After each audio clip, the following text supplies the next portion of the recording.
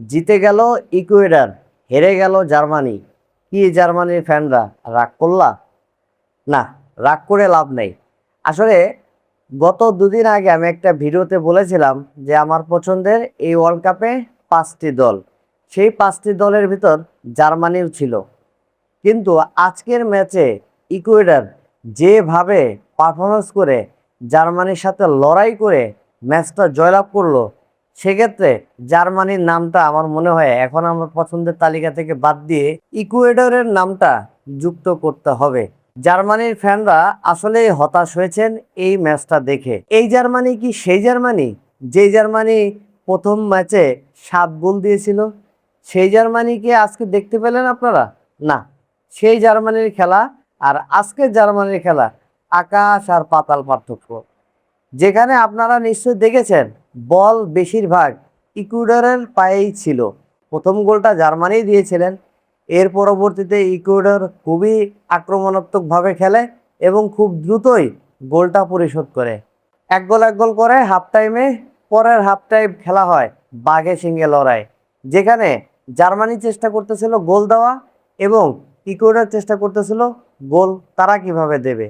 দুই দলের এই গোল দেওয়া যে লড়াই, সেই লড়াইয়ে জিতে গেল ইকুয়েডর, হেরে গেল জার্মানি।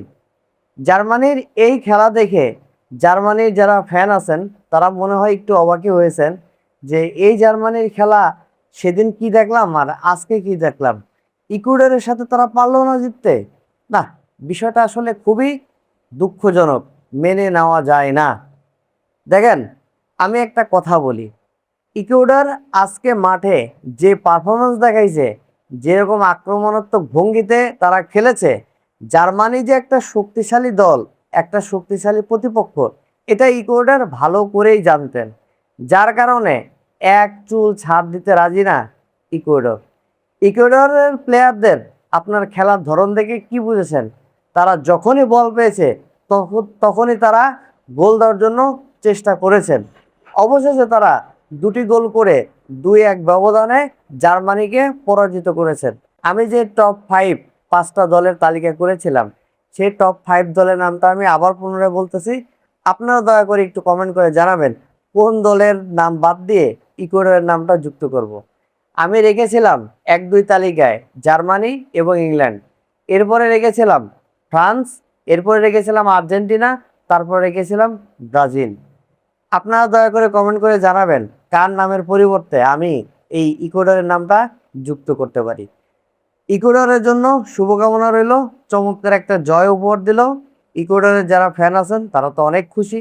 বাংলাদেশে ইকুয়েডরের ফ্যান আছে কিনা সেটা আমার জানা নাই, তবে জার্মানির যারা সাপোর্টার আছেন বা জার্মানির যারা ফ্যান আছেন, আপনারা হতাশ হবেন না। নেক্সট টাইম জার্মানি আপনাদের মুখে হাসি ফুটাবে। ততদিন পর্যন্ত দয়া করে আপনারা একটু অপেক্ষা করুন। সবাই ভালো থাকবেন। আল্লাহ হাফেজ।